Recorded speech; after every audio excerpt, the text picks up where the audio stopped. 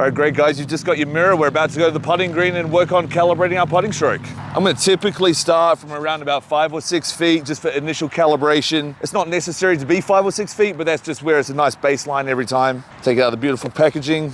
The mirror has both left hand and right hand as well. So if you're a left-hander, just flip it over. Right-handers, obviously it's the shape of the path arc that makes that quite obvious. Move to around about 6 feet from the hole. Initially, when I'm walking in, I'll get a general idea of what this putt looks like. So it doesn't have to be dead straight, but we want to find a putt that's as straight as possible. I'll come back and have a read of the putt, adjust the mirror. Once I'm happy with where that mirror is, I'm gonna peg it down with some corner tees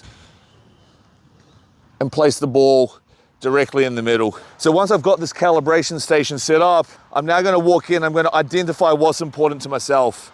So let's run through these key facets. We've got shoulder line, club face alignment, and then we're gonna look at the path to face relationship. Obviously, whilst all encompassing, keeping the eye line as close to that target line as we possibly can. So as I walk into this putt, two of the key elements is the eye line and the shoulder line, and blending those two together. So on the inside here, just above the Back to Basics logo, we can see there's the shoulder alignment line, which is right here. Okay, and then we have the target line, which is the thin green line directly in line with the target, obviously. The bold line is the path curve. Now that path curve is matched up to the face rotation. So these face lines are always square to the path in which the club is actually traveling on. In initial calibration, I might hit the first putt and it might miss to the right. I'm just going to adjust the mirror. So in the initial phases, I've just put down the 2 corner tees. So very easily, I'll just take the rear tee out, slightly adjust the mirror, place it back in, and run through the same process. Shoulders are square, eye line's on the target line, face square to the target line. Go ahead and roll the putt. So now I've established where the mirror is going to be for my training going forward. So from here now, what we can start to do is we can start to calibrate the stroke pattern that we desire to have. For me personally, I like to start with a heel-toe relationship with the tees. That tells me that my strike location is going to be out of the center. From there, we can start to understand our tendencies. I take 2 tees, placing those 2 tees on the heel and toe side of the putter, walk on in. Again, same calibration, shoulders, eye line, club face, stroke. Now, if I'm missing those 2 tees on the heel and the toe, that tells me I'm getting a really nice centered contact. The feedback to me as the player is going to be very consistent. I can then start to monitor how fast the greens are rolling. I can start to monitor where the break location is. So a lot of my calibration is done in the first 5 minutes on the putting green. If I was to catch the toe side tee, what that might tell me is that the path of the putter is traveling in a block direction or a rightwards direction for a right-handed golfer.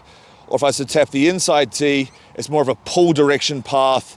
Obviously then, as players, we're gonna start to adapt the club face, and that's where we really find that inconsistency. So it's really important to find those tendencies that we have, and then working with the mirror, we can start to minimize those errors and actually create that consistency of face to path relationship through quality calibration every time we walk to the putting green. So if I was to notice that I was possibly catching a little bit of the heel side tee through the impact location as a general tendency, and I guess as most putters, we're going to have one side more than another in terms of a habit that we create. I'm now going to put myself into a position whereby I have to avoid a tee at the back of the putting stroke to enable myself to actually miss that tee on the inside. So I'm going to take this tee, I'm going to place it back here at the top of the putting stroke. So now what's going to happen is, as I work back into my stroke pattern, I'm going to create that relationship where the putter stays on plane, works back into the middle of the putt.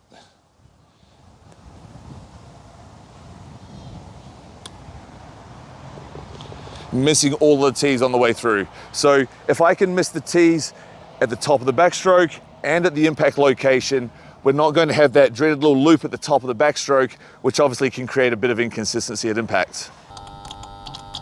So in terms of speed control, in terms of how fast the ball's rolling, that might be a byproduct of the stroke length, backswing versus the through swing. So on the mirror, what we can see is we've actually got multiple tee positions at the back of the mirror. We can place a tee at the back of the mirror right here. So if my stroke pattern was to be for a tendency a little bit too long and then potentially almost slowing down into impact, I'm now going to encourage myself to shorten the stroke up just a little to keep that constant motion going through the impact area. So a tee at the back of the mirror, same calibration method, shoulders and eye line, no different. And now I'm going to make a stroke without hitting that back tee. If we can do that, then we can start to generate a beautiful baseline of stroke length, shoulder line, eye line, face to path relationship, and obviously centered contact as well. So all of this is done in the first 5 minutes on the putting green. Once your calibration's done, then we're back into actually getting back into performance mode.